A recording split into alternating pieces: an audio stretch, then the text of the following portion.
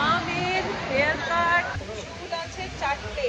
Good morning, সুপ্রভাত। আশা করি তোমরা সবাই খুব ভালো আছো, আমরাও ভালো আছি। আজ হচ্ছে শুক্রবার। এখন ঘড়িতে বেজে গেছে 10:30। স্নান পুজো কমপ্লিট করে নিয়েছি, করে নিয়ে এবার ব্রেকফাস্টের পালা। ব্রেকফাস্টে রোজ রোজ কি বানাবো না বুঝে উঠতে পারি না, তো আজকে ভেবেছি কি বলতো, সুজির উত্থাপম বা পাতি ভাষায় যেটাকে বলে গোলা রুটি। তো সুজির গোলা রুটি বানাবো, তাতে কি হয় বলতো, তরকারি করতে হবে না।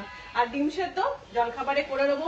কালকে মেয়ে এসেছে, মানে রাত্রিবেলাতে মেয়ের পরীক্ষা শেষ হলো আর কি কাল। আর তো জন্য মুখার্জি বাবু দুর্গাপুরে কাজ ছিল, তো গেছিল দুর্গাপুর, মেয়েকে নিয়ে চলে এসেছে একদম ফেরার সময়তে। আর মেয়ে এসেছে, এখন মেয়ে ঘুমোচ্ছে, এখন 2 দিন থাকবে। মানে আজকে হচ্ছে শুক্রবার, শুক্র শনি রবি 3 দিন থাকবে।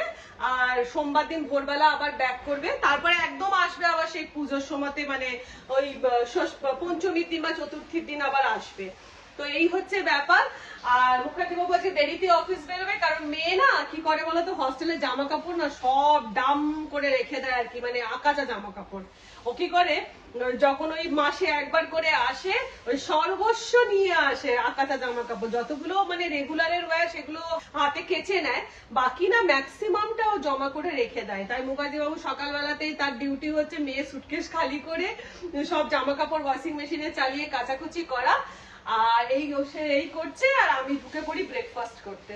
2 কাপ সুজি আর 1/2 কাপ ময়দা, কাঁচা লঙ্কা, পেঁয়াজ, নুন, ধনেপাতা কুচি সব দিয়ে এই গোলা রুটিটা না খেতে কিন্তু অসাধারণ হয়। বাড়িতে একবার ট্রাই করে দেখো। তো হয়ে গেল আমার ব্রেকফাস্ট বানানো, এবার দিয়ে দিই মুখার্জি বাবুকে খেতে। এই যে মুখার্জি বাবুর ব্রেকফাস্ট, গোলা রুটি আর ডিম সেদ্ধ। সে খেয়ে এবার অফিসে বেরোবে। আমি তোমার কাছেই যাচ্ছিলাম, এই যে গোলা রুটি খাও, সুজির গোলা রুটি। দারুণ মা, এটা পুড়িয়ে দিল আর জিপ পুড়ে গেছে। ও বাবা, দারুণ আছে, ভালো আছে। এটা দিদির বানাচ্ছি। আমি তোমাদের নিচেই যাচ্ছিলাম, এই দুজনের দুটো আমরা ব্রেকফাস্টে খেলাম। আর তোমাদের হ্যাঁ, মেজদি ভাই তো এসে গেল, মেজদি ভাইকে দেওয়া হয়ে গেল গোলা রুটি। এবার যাবো দিদিকে দিতে। এই দিদি কোথায় রে? সুজি দিয়ে ওই, তুই এটাকে গোলা রুটিও বলতে পারিস, তুই এটাকে উত্তাপমও বলতে পারিস। তোরা গোলা রুটি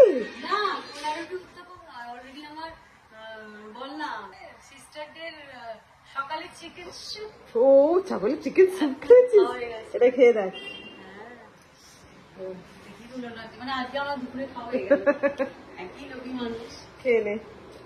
ব্রেকফাস্ট পর্ব মিটিয়ে দিয়েছি, এবারে চলে ঢুকে পড়বো রান্নায়। আর মেয়ে এলে আমার রান্নার বিশেষ কোনো তোড়জোড় থাকে না। কেন না, আমার মেয়ে কিন্তু একদমই ফুডি নয়। তো ওর হচ্ছে কিরকম বলতো, ওর ভীষণ ঘরোয়া খাবার, মানে হচ্ছে মসুর ডাল, আলু ভাতে বা আলু পোস্ত, টকের ডাল, এইসব যদি হয়ে যায়, ওর আর কোনো মাছ মাংস কিচ্ছু লাগে না। তো এখন আজকে বানাবো ঠিক করেছি হচ্ছে মসুর ডাল, আলু ভাতে আর গুলে মাছের ঝাল। রান্না আমার অলমোস্ট রেডি। এই যে মাছের ঝালও কমপ্লিট হয়ে গেছে, গুলে মাছের ঝাল। এইদিকে মসুর ডাল হয়ে গেছে, আলু ভাতেটা হবে, তার জন্য আমি পেঁয়াজ কাঁচা লঙ্কা রেডি করে রেখেছি। আর মেজদি ভাই দিয়ে গেল মোচা ভাতের সাথে খাওয়ার জন্য। তো মোটামুটি লাঞ্চ সর্টেড। আর বেজেও গেছে এখন 12:30। পান্তুয়া রানীকে আমি একটু খেতেটা দিয়ে দিই। পান্তুয়া খাবে তো মা? খাবে তো শোনো? এই যে তোমার খাবার, খাবে তো? চলে এসো। পান্তুয়ার মাংস ভাত।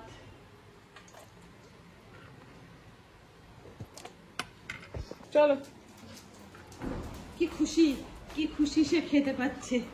সে মাংস ভাত খাবে, কি খুশি। রোজ মাংস ভাত খায়, তাও এইভাবেই খুশিটা হয়। চলো মা, চলো খেয়ে নাও, খেয়ে নাও, খেয়ে নাও, খেয়ে নাও। পান্তুয়ার ফেভারিট খাবার কি জানো তো? এই যে ডিম। তো এটা হচ্ছে পান্তুয়ার আজকের বোনাস। পানাস, পানাস, এটা কে খাবে? এটা কে খাবে?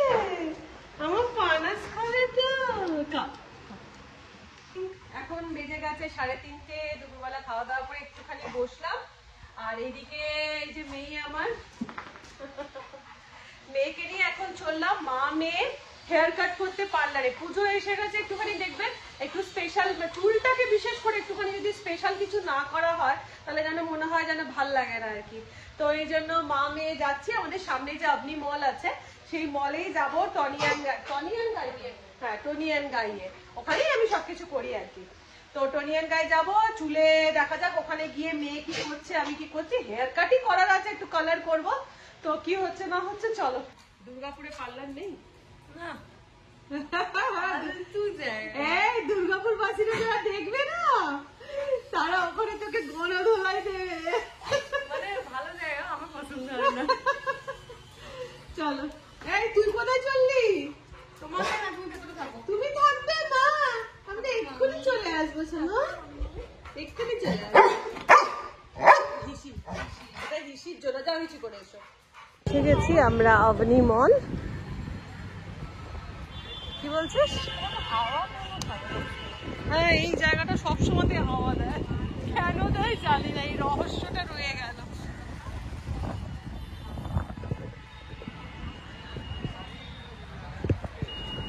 অবনি মলে ঢুকতেই এই মা দুর্গার প্রতিমাটা না চোখে পড়লো, দেখে এবার মনে হচ্ছে সত্যি পুজো এসে গেছে। তা না হলে যে পুজোর ব্যাপারটা বা পুজোর চার্মটা দেখবে এবারে যেন কারুর মনেই নেই। তো এই মা দুর্গাকে দেখে মনে হচ্ছে যে মা তুমি এবার এসে গেছো ফাইনালি। এবার ঢুকে পড়লাম আমার প্রিয় পার্লার টনি অ্যান্ড গাই। দিদি ফোন করেছিল, রিলস হচ্ছে না, ব্লগই হচ্ছে। আচ্ছা, মেয়ে করবে হেয়ার কাট, হ্যাঁ, আর ড্যান্ড্রাফ ট্রিটমেন্ট করবে। এমন করো যেন ভালোভাবে যেন চলে যায়, ভীষণ হেয়ার ফল হচ্ছে যার জন্য। হ্যাঁ, আর আমি করব হচ্ছে হাইলাইট, ঠিক আছে, আর হেয়ার কাট। না, তো অলরেডি আমার হেয়ার কালার করা স্টার্ট হয়ে গেছে। করবো হচ্ছে হাইলাইট, আমার পুজোর সময় না হাইলাইট করতে ভীষণ ভালো লাগে। তো বসে পড়েছি, ওইদিকে মেয়ে করছে বোধহয় শ্যাম্পু।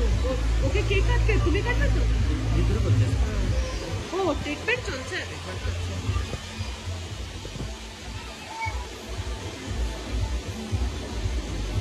স্কুল আছে 4টে, আর ধরার লোক দেখো কতজন।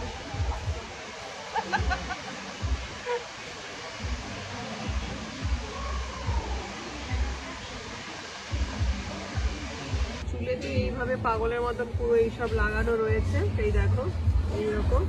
আর বসে বসে হাই তুলছি বলে চলে এলো হচ্ছে কফি, তার সাথে জল। এই টনি অ্যান্ড গায়ে বিশ্বাস করো ভীষণ ভালো ব্যবহার প্রত্যেকে, আর খুব ভালো মানে কি বলবো ট্রিটমেন্টও দেয়। যদিও কেউ ভেবো না এটা পেড প্রমোশন, কারণ আমার মতো ছোট ইউটিউবারকে কেউ পেড প্রমোশন করাবে না গো। আমি নিজে থেকেই সবকিছু করতে এসেছি চুলের। নিজের হেয়ার কালার হতে হতে একবার উঠে চলে এলাম, বুঝলে, এই যে মেয়ের এখানে ওয়াশ চলছে, হেয়ার ওয়াশ দেখতে চলে এলাম। বাবু একটু হাই কর। তো দুজনে হেয়ার ওয়াশ কমপ্লিট, মা মেয়ে এবার বসে পড়েছি হেয়ার কাট করতে।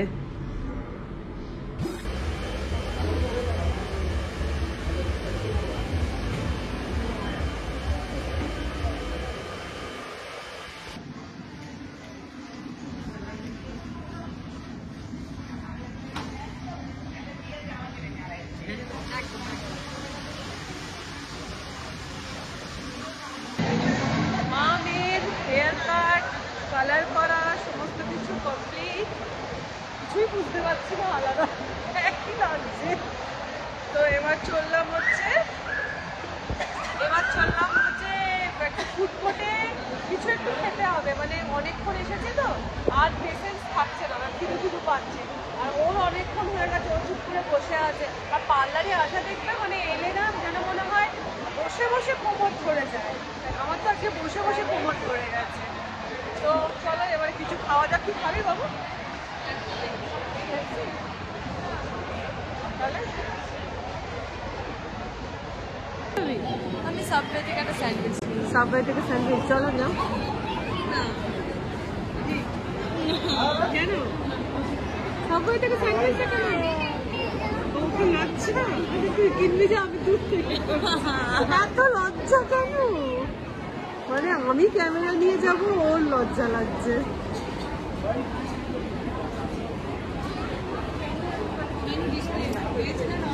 ননভেজ